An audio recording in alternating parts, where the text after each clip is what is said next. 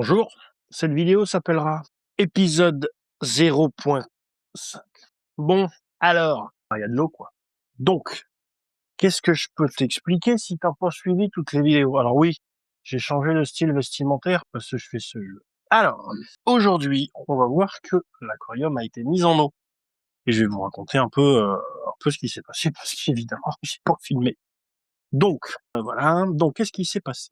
On a branché tous les raccords du fond là-bas. Ça a été un poil compliqué, mais avec les bons joints et un peu de téflon, on n'a pas de problème d'un petit peu. En mettant du téflon autour du joint, en serrant, impeccable. Astuce qu'on va donner formidable. Donc, bon, bah, il y a de l'eau dedans. Je n'ai pas lancé les plumeurs parce que pour le moment, j'ai mis juste le sel, l'eau et le sel, donc je le lancerai demain, je laisse le sel bien se mélanger.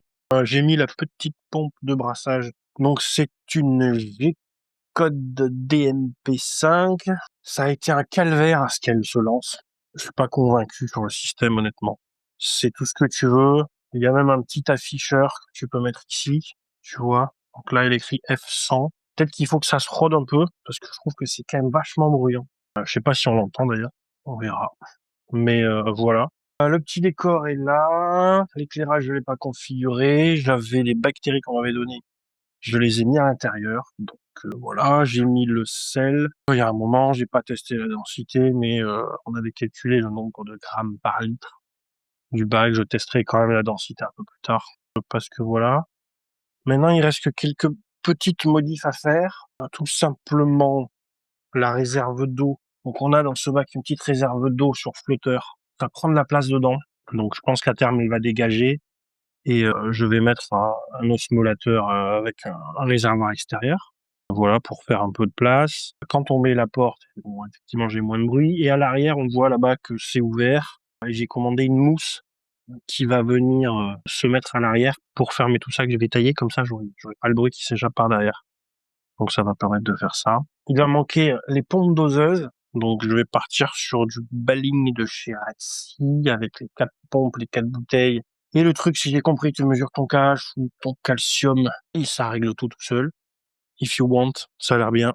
J'ai dit un mot en anglais, je suis international. Voilà, là, on est tout bon dans le petit coin ici, ça fuit pas, tout va bien, c'est formidable, c'est bien rangé. Le seul truc, c'est qu'il va falloir modifier parce que je pense que ici, je vais mettre une petite étagère avec la pompe doseuse et une petite goulotte en angle qui descend, histoire d'avoir les produits ici, sur le côté, et le truc qui est envoyé là-bas. Ça sera plus joli. J'ai un bordel de grands tuyaux qui me va pas. Il faut que je les déplace et que je les fasse passer pour aller au bac. Il y a 2 petits bidons qui arrivent pour avoir de l'eau de mer d'avance sur un chauffage pour faire les changements d'eau et une réserve d'osmose au cas où il y en a besoin.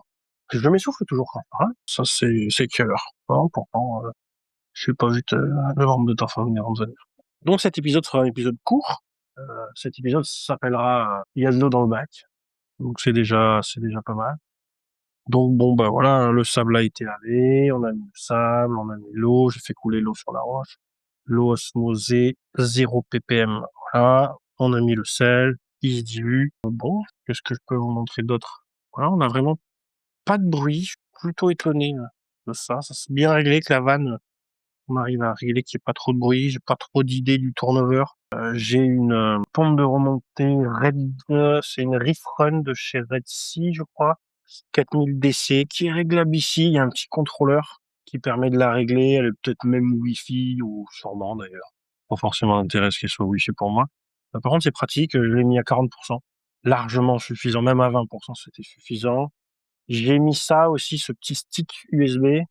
Voilà. Quand le jus coupe, ça m'envoie un SMS pour me dire qu'il n'y a plus d'électricité sur le bac. Alors, j'ai déjà ce système dans la maison, mais je vais quand même rajouter là.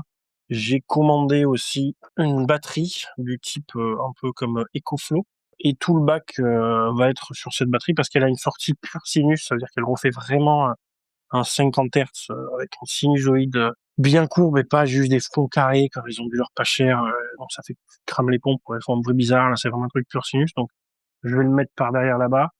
Et il y aura à peu près 6 ou 7 heures d'autonomie en cas de coupure de jus. Donc voilà, pour que le bac il continue à tourner. Le temps de démarrer le groupe électrogène, tout un truc comme ça.